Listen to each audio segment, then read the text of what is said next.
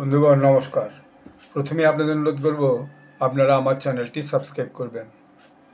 ভারতে এখন দুটো খুব গুরুত্বপূর্ণ নির্বাচন শুরু হয়েছে এবং আগামী দিনেও হবে, যেটা অনেক নিউজ চ্যানেলই বা ইউটিউব চ্যানেলে খবরটা খুব কম করেছে আমার যা মনে হয়। যদিও দু একটা করেছে আমি দেখেছি, কিন্তু সবটা হয়তো আমার নজরে আসেনি। সেটা হচ্ছে মহারাষ্ট্রে যে মিউনিসিপ্যাল কাউন্সিল এবং নগর পঞ্চায়েত তার নির্বাচন হচ্ছে এবং আজ থেকে শুরু হয়েছে 2রা ডিসেম্বর থেকে। এইটা চলবে দীর্ঘ সময় ধরে, একদম জানুয়ারির 31 তারিখ পর্যন্ত, 2026-এর জানুয়ারির 31 তারিখ পর্যন্ত বিভিন্ন ফেজে ফেজে হবে। এটা অ্যাকচুয়ালি মহারাষ্ট্রে নির্বাচন নিয়ে সুপ্রিম কোর্টে একটা কেস হয়েছিল, সেই কেস থেকে সুপ্রিম কোর্ট এই সিদ্ধান্তটা দিয়েছে, ফেজে ফেজে নির্বাচনটা হবে। এটা হচ্ছে যে সেই অনুযায়ী শুরু হয়েছে। এখন দেখা যাচ্ছে কি যে মহারাষ্ট্রে টোটাল যে নির্বাচন ক্ষেত্র আছে তার মধ্যে আজকে প্রথম ফেজে ডিসেম্বর 2025-এ যেটা হচ্ছে 246 মিউনিসিপ্যাল কাউন্সিল এবং 42 নগর পঞ্চায়েত, এটা ফার্স্ট ফেজে হচ্ছে। এবং আমি দেখছিলাম কদিন যাবৎ যে মুখ্যমন্ত্রী দেবেন্দ্র ফডনবিস তিনি যে বিভিন্ন ফটো পোস্ট করেন সোশ্যাল মিডিয়াতে, সেখানে দেখছিলাম তিনি বিভিন্ন এই যে মিউনিসিপ্যাল কাউন্সিল এবং নগর পঞ্চায়েত সেখানে যে হাজির হয়েছেন, সেখানকার স্থানীয় নেতাদিকে সঙ্গে নিয়েছেন, নিয়ে সেখানে ব্যাপক মিটিং করছেন এবং প্রচার করছেন। যদিও কেন্দ্রীয় কোনো নেতৃত্বকে বিজেপির পক্ষ থেকে অন্তত আমি সেখানে যেয়ে প্রচার করতে দেখিনি। আর অন্যদিকে এই যে কংগ্রেস, শিবসেনা, ইউটিউবি বা শারদ বর, এদের মধ্যে পঞ্চায়েত নির্বাচনে কিন্তু নিজেদের মধ্যে খুব একটা বোঝাপড়া করে ক্যান্ডিডেট যে দেওয়া হয়েছে সর্বত্র, সেটা কিন্তু শোনা যায়নি। যেটা যার যার মতো করে যার যার এলাকায় যেখানে যার যত শক্তি সেখানে নাকি প্রার্থী দেওয়া হয়েছে বলে এটাই এ পর্যন্ত আমি যতটা জানতে পেরেছি। যাই হোক, এর ফলটা তো আগামী ফেব্রুয়ারি মাসের আগে ছাড়া সবটা বোধহয় বোঝা যাবে না, কারণ ফেসে ফেসে ভোট হলেও ফেসে ফেসে নিশ্চয়ই রেজাল্ট আউট হবে না, কারণ তাহলে পরবর্তী যে নির্বাচনগুলো তাতে একটা প্রভাব পড়তে পারে। যাই হোক, যে মূল নির্বাচনটা তিনি আলোচনা করতে চলেছি আমি, সেটা হচ্ছে কেরালার পঞ্চায়েত নির্বাচন শুরু হতে চলেছে খুব শীঘ্রই মধ্যে। এবং কেরালায় যে মোট পঞ্চায়েত নির্বাচন হবে, তো দেখা গেছে সেই কেরালাতে মোট 19,950টা সিট আছে। এই যে 19,950টা সিট, তার ভাগটা এরকম: 15,962টা হচ্ছে গ্রাম পঞ্চায়েত, 3,367টা ব্লক পঞ্চায়েত এবং 3,331টা ডিস্ট্রিক্ট পঞ্চায়েত।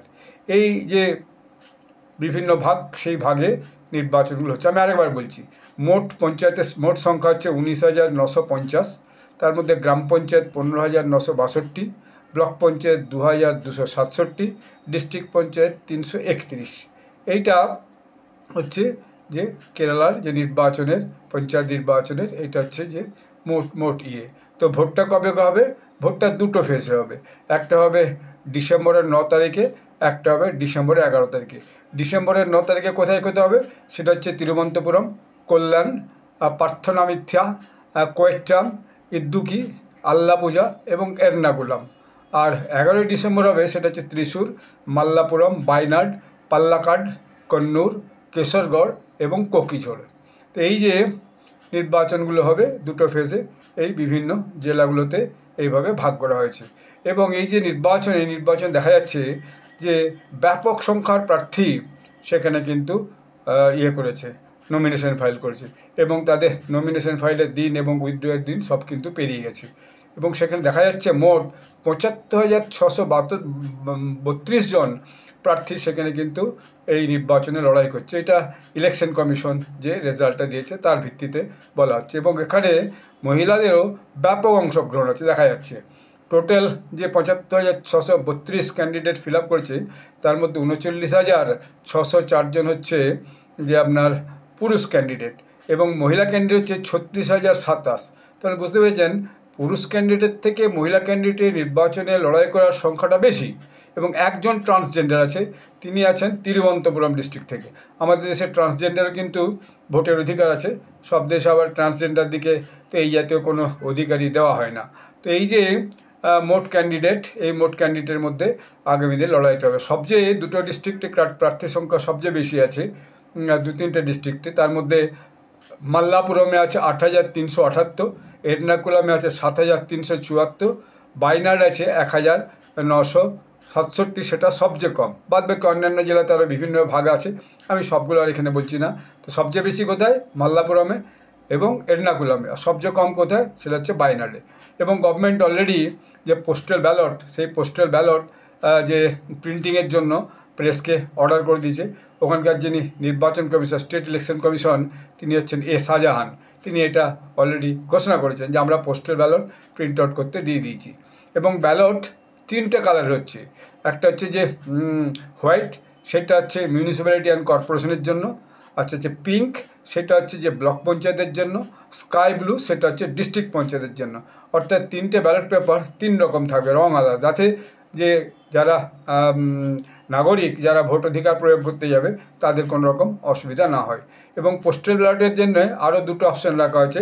সেটা হচ্ছে তামিল, ওখানে অনেক মানুষ বাস করে, সেখানে তামিল এবং মালয়ালম দুটোতেই ক্যান্ডিডেটসদের নাম থাকবে।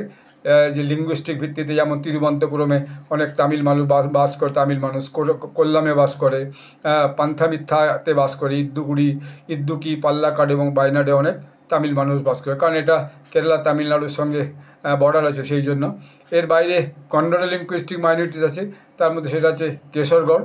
তো সেখানে মালায়ালামের সাথে সাথেই কন্নড় ল্যাঙ্গুয়েজেরও কিন্তু থাকবে, যদি এরা তামিল এবং কন্নড় লিঙ্গুইস্টিক যে লোক তারা ওখানে মাইনরিটিস, কিন্তু তবুও এটা কিন্তু সেখানে থাকবে। এবং এই যে মোট যে ইলেকশনটা হবে, সেখানে যে স্টাফকে নিয়োগ করা হচ্ছে সেটা হচ্ছে 2,56,934 জন যে কর্মচারী, স্টাফ সব মিলে এখানে নিয়োগ করা হবে, এটা কমিশন ঘোষণা করেছে।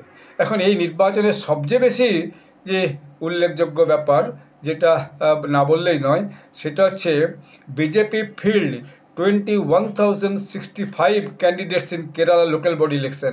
BJP has released the largest candidate list in its poll history in Kerala. কেরালাতে এবারে বিজেপি ভীষণভাবে প্রার্থী দিয়েছে বিভিন্ন কেন্দ্রে, এবং কেরালার রাজনৈতিক ইতিহাসে এটা হচ্ছে বিজেপির যে সবচেয়ে বেশি প্রার্থী দেওয়ার এটা একটা ইতিহাস বলা যায়। 21,065 প্রার্থী দিয়েছে বিজেপি, এটা এর আগে কখনো দিতে পারেনি।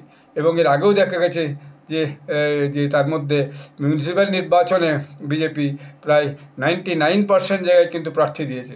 তো এটা একটা খুব উল্লেখযোগ্য ব্যাপার। অর্থাৎ ধীরে ধীরে বিজেপি কেরালার মাটিতে কিন্তু নিজেদের যে পকড়, নিজেদের যে শিকড়, সেটাকে আস্তে আস্তে করে আরও শক্ত করার চেষ্টা করছে, যাতে আগামী দিনে কেরালায় যে বিধানসভা নির্বাচন হবে, সেই বিধানসভা নির্বাচনে বিজেপি একটা ভালো ফল করতে পারে।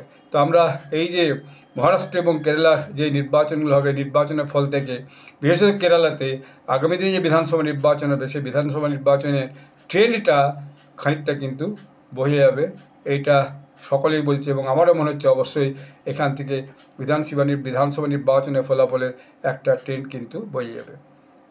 আগামী দিনে আবার আমি এখানেই ভিডিওটি শেষ করছি। আগামী দিনে আবার নতুন কোনো বিষয় নিয়ে আপনাদের কাছে ব্লগ করে জানাবো। আপনারা সবাই ভালো থাকবেন, ধন্যবাদ।